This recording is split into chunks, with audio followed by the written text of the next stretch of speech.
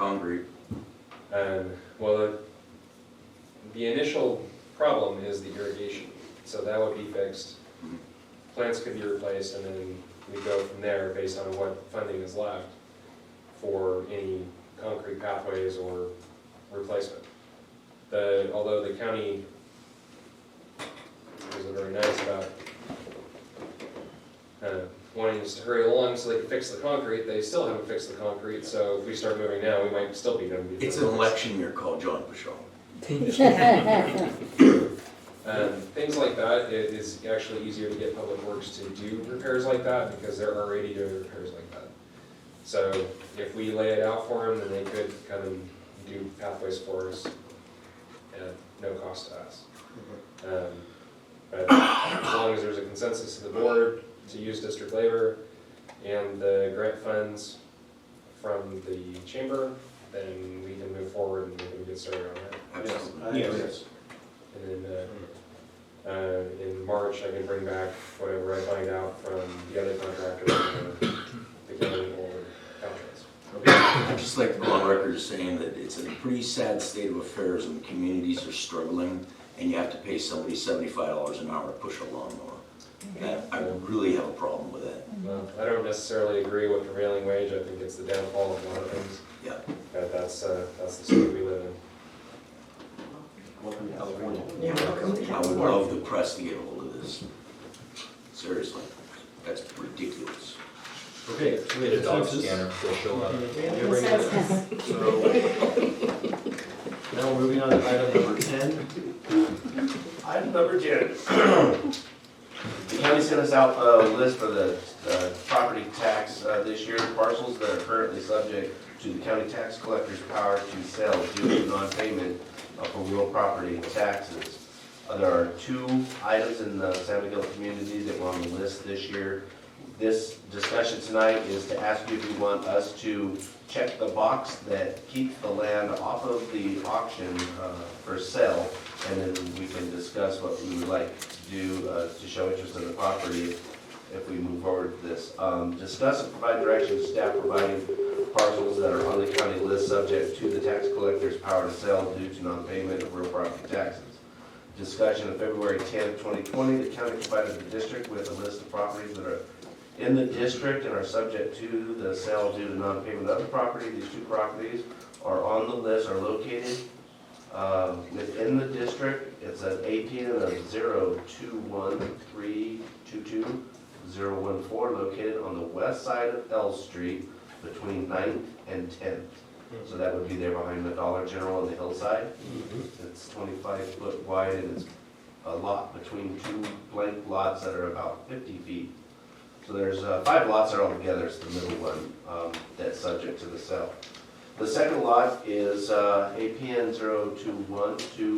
021261019, located on the west side of Mission Street between 12th and 13th, and it's the 3rd lot in from 12th Street. So the bank here on the corner, there's a 25-foot wide lot. Next to that, it's the next 25-foot wide full length from the alley to the Mission Street lot. That one is also on the list. These parcels will be offered on sale at the county tax auction May 2020 unless we remove them prior to the sale. The notice of intent or objection form can be filed indicating an interest in or objecting to the purchase, sale of the parcel. If the county receives an objection to the sale of the property prior to March 24th, 2020, 5 p.m., the county tax collector office will remove the will provide an estimated purchase price for the parcels indicated in this notice. The estimation will include all defaulted taxes, assessments, associated penalties, and costs, redemption penalties, and fees incurred through the month of the sale. All costs of the sale and applicable and if applicable, any 1915 Bond Act liens unless previously offered at a county sale, tax sale. The Mission Street lot, $2,800, and the L Street lot currently is being on the list for 6,000, those are minimum bids. Are they both 25-foot? I think when we, I think one's bigger than the other. they're as wide as this The one room. the one on L Street's gotta be wider. Yeah, I think it's a little bit wider. There's 5 lots there, so there's 2 that are 50, and then the one in the middle is like 25. And this one is 25? I believe so, yes. I can't be exactly for sure, but there's 5 lots there. This is the one that's in the It's a middle. pretty steep hill. It doesn't tell me on the permit fee how big the lots are. Downtown is 2,800. Yes, Does that make any sense? yes. So it's kind of all or nothing. You're just saying you're interested in. Oh, you gotta take both? No. No, it's just marking the box that we're interested in. Right, okay, that's what I So thought. they'll take it off, and then we can determine, and we can get an actual cost Yeah. of what it is. Those are estimated costs right now. If you can get a downtown lot for 2,800 bucks, Yeah. I'd jump all over that. But as we learned, if we don't mark this box, what happens? Yeah, no kidding. Well, I don't know for the other one at 6,000, but we hold it in as a real property for the district, say 5 years, and then we determine there's no cost or no use of it, we could put it back on the market. The county just did it with the one over here. Right, Great place for your office. where do we stand with property taxes? I don't know what the annual would be, and I don't, Well, we would pay it. yeah, we would have to, or we would This have one to. says, Well, I mean, I wasn't sure if we were exempt in that capacity or not. What was your question, John? land tax. If we would have to pay property taxes. We pay property taxes. We don't pay property tax, we pay the assessments, or not, the bonds. So bonds that are applied to every property in town, we have to pay those, but we don't pay tax, because we'd be taxing ourselves. Total taxation. Yeah. So, what is the bond liability? Does anybody know what that is? Well, the treatment plant, for instance, is $200 a year, I wouldn't worry too much about that. and that's 40 acres, so. It wouldn't be a place for an office, as Mr. Sanders inquired, but I don't know about well or anything like that, if there's options. The downtown one wouldn't be a good place No, for I'm an saying, office? no, the one on L Street. No, no. Okay, you're talking about that. Oh, Okay. that'd be an Perfect. ideal place for an All we're office. doing is interest of the purchase. The ideal. You can stop the Elkhorn, right after you pay your bill. So this is if you are interested, we can check that box, send it back to the county, and then we can investigate further. Do we have any public comment on this item? I think it'd be a great idea. It would be adding to our community to have another business in town, Sure. Another what? another business. Infill on our downtown area, which we need desperately. At the district office. People come downtown, Right. they look around, they might even find out there's an Elkhorn or a Mexican restaurant. Right, but an office Dog building wouldn't park. really be a draw to that, would it? Well, the people come down to pay their bill if you used it for your place. Instead of worrying about going out there. Right. Come on. And then what about else? What about else? Elm Street, let it go. Like, So, one thing so we You can like move that on, there is Because it's interest sloped, in. it's gonna cost a lot of money to look at. Brad Worker. I'm having a private conversation. But it's not private. Okay, Just 2 things real quick. We'll check the box and let them know we're interested in the property. I so need we can- consensus of Yeah, the as far as board. I'm concerned, we're interested. In both. both. Yeah. Everybody, all in Yeah. favor? I, Anyone opposed? This is a contentious little thing here, so marking the box. Done. Okay, and then down in front, over $3,000. That's what it's listed at, $3,084. So we need to bring it. We're going to number 10. That Number was 11. number 10. No, Okay, no, we're no. next. CSD office at the top though. I'll let him direct us to it. That's what they want to. Item number 11, please. So this is to continue discussion regarding the proposed hybrid land tax.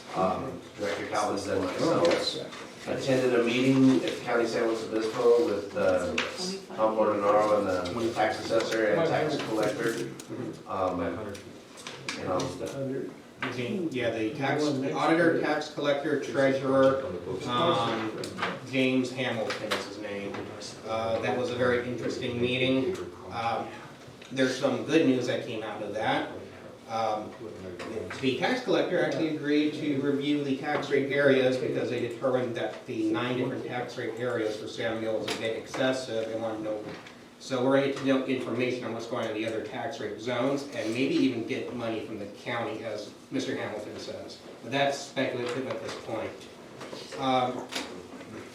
The other thing also is that they were interested, but they wanted more information, and I did some more information since that meeting, and I can tell you that I was disappointed a little bit in the information I found, because apparently no one knows what Prop 13 really means, because each county has a different interpretation of what it means, which is kind of unfortunate. One county says it's 1% base value, another county says 1% limitation. There's also more agencies that also had a land value tax. Some counties also had a special fund number for land value taxes only. I was kind of shocked. The only thing I know is that from Prop 13, it just says you shall not exceed 1% of the full cash value of such property. So that was interesting. The other thing also that they said, and correct me if I'm wrong, Mr. Robertson, but they did talk about the Mello-Roos mechanism and also the per acre parcel tax. I guess some other agencies are considering that. The library is considering putting that on the tax rolls. But I put out a phone call to the other agencies that do land value taxes, and I haven't heard anything back yet. So, but they're in LA County. The other thing that was, for me, a little discouraging is we collect 18% of the tax base. It goes to the CSD with lighting and fire, and there are other agencies that are involved, school districts, special schools, the high school, they hold a lot larger percentage of the tax base and then the county itself. And they would have to be convinced in this type of structure if we were to look at trying to change any of it, and that may be difficult when it comes to the county and of course the school, because they're really big in that area. Thank you for coming. Big thing, trying to get more information. I sent some over to the county auditor, controller, and tax assessor. One thing though I did find out, because there was a comment, can you change Prop 13? Apparently there was a court case that said that you can vote on any tax in the state. That was 1995 Rossi v. Brown. It was codified in Prop 218, Section 3. So it can be lowered. The only question is how and all that other stuff. The big thing is just, I would like to, I'm just trying to get more information and try and get over to the other agencies. I don't know if you guys got a chance to read some of that additional information I brought for you guys. I don't hear any comments. I think I'm spending probably about the 10 hours a week just trying to go through all this stuff, trying to go through what I can without any cost to the district. So all I know is that right now, the downtown area, they pay 22% of their property tax. 22% of their property tax goes to the CSD. Mission Gardens in Jazzy Town, no offense, I'm saying just an example, 19% goes to the CSD, and on the terrace, 9% goes to the CSD. So everyone's paying a little bit, and as we have more growth into the other side of the river, they'll be producing less tax money for the CSD as we move forward in our growth. So that's something that, us here in the downtown area may be subsidizing, these people that live up on the lots. Oh, the one thing that Tom Gordon pointed out was on those assessments as the town developed, some of it wasn't developed, so there may have been a 9% rate of that tax if it was just land value going towards the district. But now that, for instance, the horse pasture that's now in Yazzie Town has a higher yield, but it has a lower rate, and they never, I was kind of shocked to see the actual tax collector scratch his head and go, you're right. And he was like, we can look at that, because now that those values are different, the percentage that districts should be receiving could be higher because some of those areas were so low where there was no development. Right. That in itself could be significant for the district. More revenue for the district. Well, all this new development, and even as far as Mission Heights and Mission Meadows hasn't been changed either, so all those areas could be generating more revenue if we were getting more than the that lower percentage towards the CSD. Right. I know the schools go on and check, they would probably sure they get theirs. Yes, they would. Excuse me, Yes. has anybody looked at their ballot? Yeah. Yes. All right, you can see what they're trying to do with Prop 13. Mm-hmm. Hopefully people are smart It's enough to deceit. vote no. Right. It's different. Deceit, Yeah, different. And- blatant deceit. yeah, Mhm. but it's a no vote. Right. For me, Yeah, for me I too. mailed mine. Yeah, Yeah. because I mean, basically what they're trying to do is do away with the original Prop 13. I voted no on it just on principle alone. Yeah, yeah, that's the way it means. But I mean, we're sitting here wondering how much money we're gonna get, well, It's how much they're. how much are they gonna take? No, this has nothing to do with the ballot measure, this is totally internal. Right now, we're just looking at the fact that other agencies get different amounts. Yeah. This came out in 2018, and actually Oceana gets a higher percentage overall than our CSD, and they're looking at raising taxes. We just want to make sure that your tax dollars aren't going to the county or somewhere unknown. We want to keep it in the community and make sure that we're being able to provide the services. I like to keep it in my pocket. I know, but the state doesn't like that. Oh, I know, that's the reason they, And hopefully, under this type of format, this would actually protect your tax revenue from being stolen by the state again, which we did in the 90s, under the ERAF. So I just want, if there's any comments, questions, on any information. Yes. It's kind of a more proactive than reactive approach to things, but going through the conversation, you're saying how different areas have different tax rates based on whatever was established at the time of the tax rate. We have projects that are coming on board potentially for San Miguel International Airport over there, which could possibly be 400 homes. And we have another project that's coming in over on Magdalena, it's just 38 homes. Now, we should, rather than trying to chase our tail about what's happened, look forward and make sure that we are in place to capture as much tax dollars as we can for those developments and make sure that those aren't at that 9% or lower rate. Right.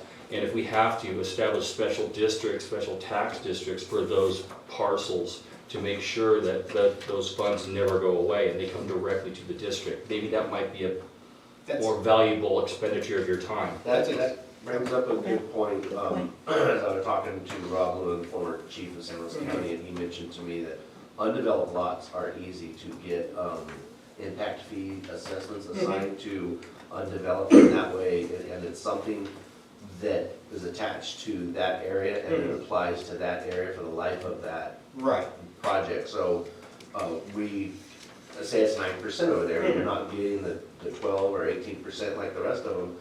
So you do an impact fee, you apply it to undeveloped land, so when they go in to get their permits and then the tax rate's set, there'll be that assessment, so when they develop, then you'll collect that extra 5-6%, wherever you can get it at, that would go directly towards the district and it wouldn't be to the county or the schools and all that And that stuff. would continue on through the development as well. That was exactly the original, in my proposal, I explicitly called out doing that. So, so that when new developments come on that other side, that we can automatically bring them on in, make sure that they're paying their fair share. That's a potential doable item rather than trying to restructure the tax base throughout the entire district, but maybe just focus on what's coming up. And we do have potentially a couple hundred homes that might happen on Cemetery Road, it might be 40, but there's going to be something. Yes. And every parcel has a project scheduled for it, more or less, whether or not it happens, in our lifetime, that's a different story.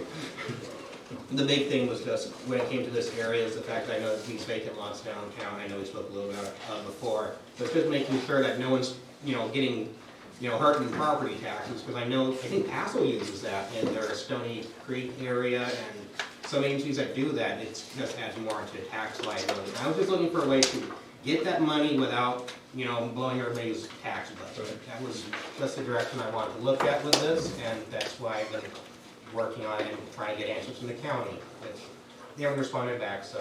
Appreciate your efforts. Any other public comment? Yes. Yes. I do appreciate the efforts in that, and especially the discovery about taxes within the community and the discrepancies. which reminds me of other county issues that I've come across, that offices in the county, people who are in those positions, rarely come to this community. They just deal with what comes across their desk. And so if they don't get the information about a change in a property, they're not aware that it's even happened. And so I think Scott's comment about every time there's a new project going in, that's the time to double check with the county and make sure that they've made the proper changes. Because it hasn't been happening in many cases. Thank you. No, it hasn't. I'm so sorry. Nope. And one thing also that was the original part of this discussion was whether we wanted to set a date, because Mr. Bernardo and James Hamilton, the tax collector, offered to come on up to San Miguel and have a chat about these kinds of things. Good. So then we can have that conversation with, you know, Maybe it'd be a good idea to have him come up with John's having office hours. could do that. Yeah. I think that might be good. Then we can start really hammering down and get some more answers. And then we can then figure out, as I try more information, what, if we want to go with that other mechanism or not. I think definitely we'll be trying to take care of the river before the horse is out of the barn completely. Is there what would be the mechanism that we're asking for a date from this board? I guess Talk amongst yourself and find a A date. date for, having Hamilton and Bernardo, or just Hamilton going up and talk about those things. I like Scott's idea of mixing it with, Have a public The forum. thing is on with Sean's Sean hours. being here, his hours, you need to make an appointment with him. Right. He meets the public here, so we might have- it's not a drop-in and, Yeah, we can talk to him and see what would work. yeah. Yeah, maybe you can make it an extended day. An extra Add hour. another hour or something. Right. Exactly, that's what would have to Oddly happen. enough, he was here today, so it might be another Thursday where he could come before the meeting. Or start it off with that, so the people that have appointments with him, maybe they'll show up. Yeah. Yeah, Always be an after hour. I want to see what I am. Right. Yeah, he had people that had appointments coming in and then they leave. But if we don't get him and tell him we want an appointment after that, he has appointments usually scheduled. Right. So, because I looked at that and I did get their times, Mr. Hamilton. Mr. Hamilton is busy until April 10th doing late property tax, bad cop stuff. Yeah, they got a lot.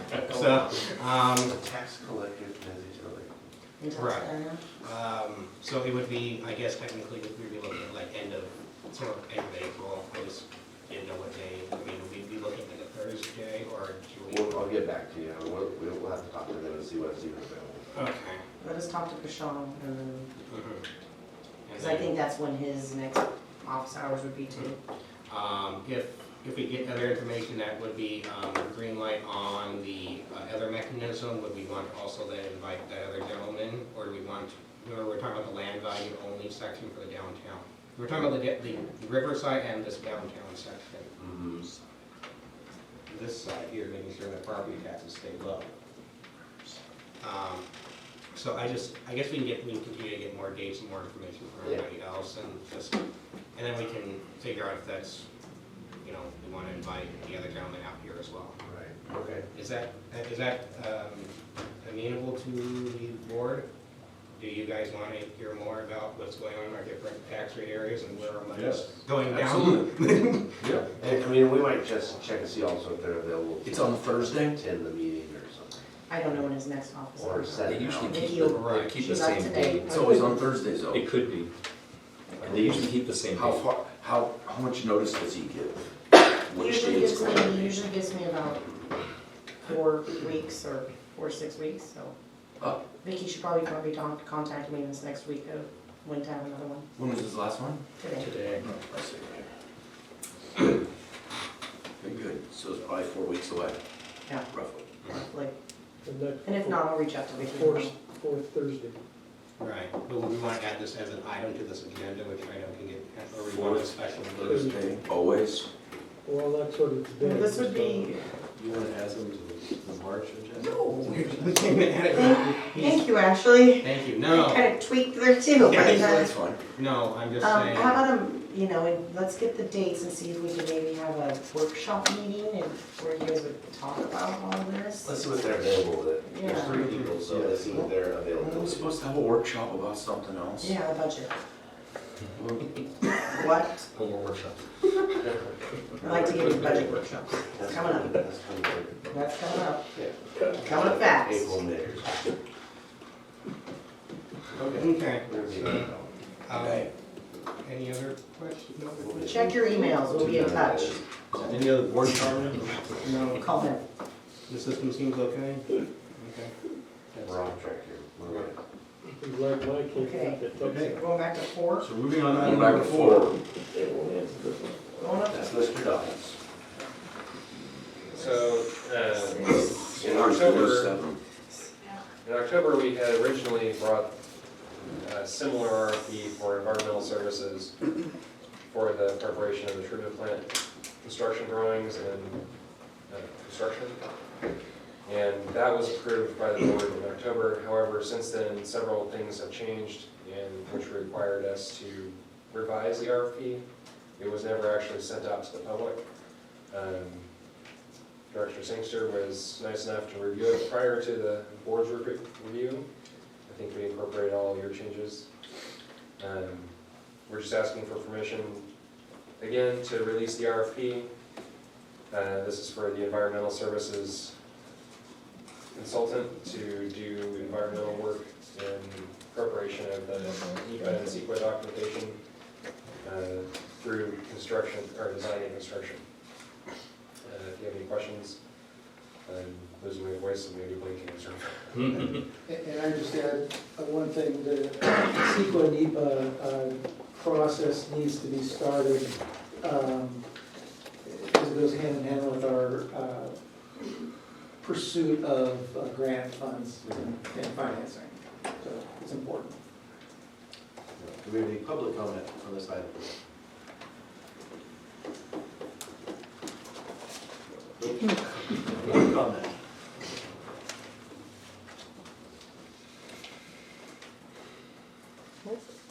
I've reviewed the RFP, I think that it's perfectly acceptable, I don't have any problem releasing the RFP.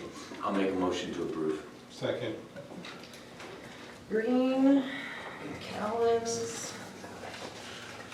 Director Calvin's. Yes. Director Calhoun. Yes. Director Green. Yes. President Sangster. Yes. Passes 4-0, no absence. Thank you. Thank you. Good night. Aye. 5 is our new 8. Item number 5. This would be Mr. Young. Item number 5 is bringing it once again, the dates for sales of Safe and Sane fireworks.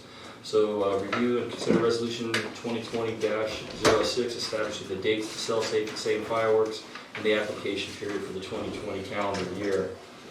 So the basic recommendation is to approve it, and the dates for sale would be 8 a.m. July 1st to the 4th of July at 11 o'clock p.m. And that would be per ordinance 02210 as defined in 02210.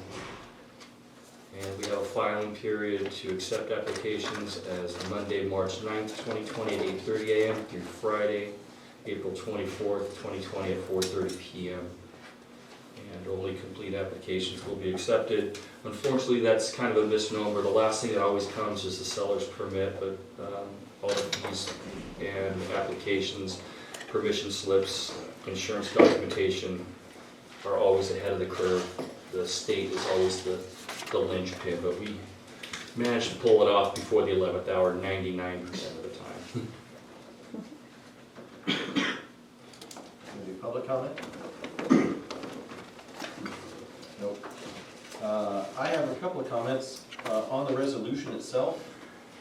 Under the 4th whereas, it's talking about the times for Safe and Sane fireworks as 8 a.m. Wednesday, July 1st through 11 a.m. I believe that should be p.m. It should be PM here. Saturday. correct?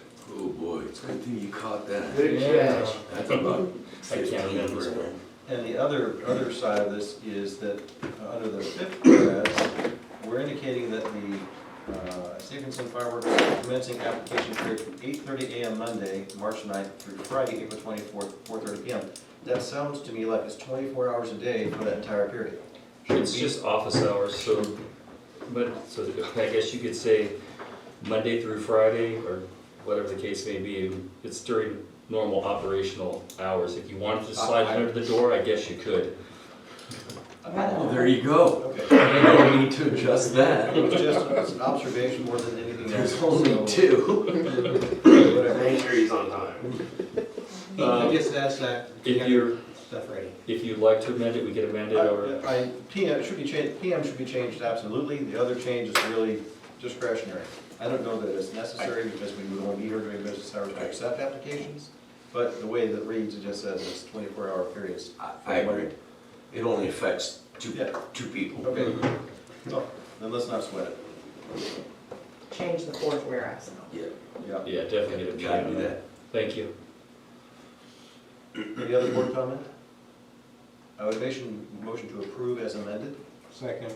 Is there public comment? Oh, Okay. okay. I saw that. Did public comment first. Yes, Oh, you need, okay.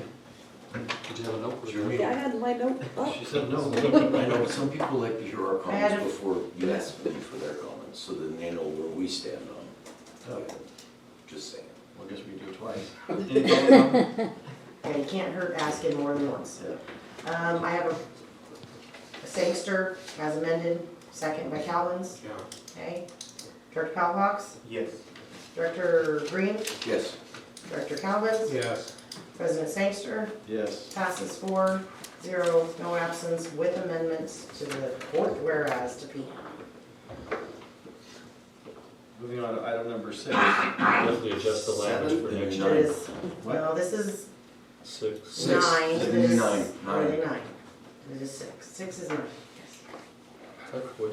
We have to do the Fireworks permit fees? permit fees, yes. Yes. Yeah, But 6 it's- is the new 9. It is the new 9. Oh, I'm sorry, yeah, 6 is the new 9, 40 is the new 20, whatever. Yeah. 9, formerly 6. As long as I got it, so we're Okay, I'm good. confused, but I'm with you, thank Keep you. going, yeah, keep going. Okay.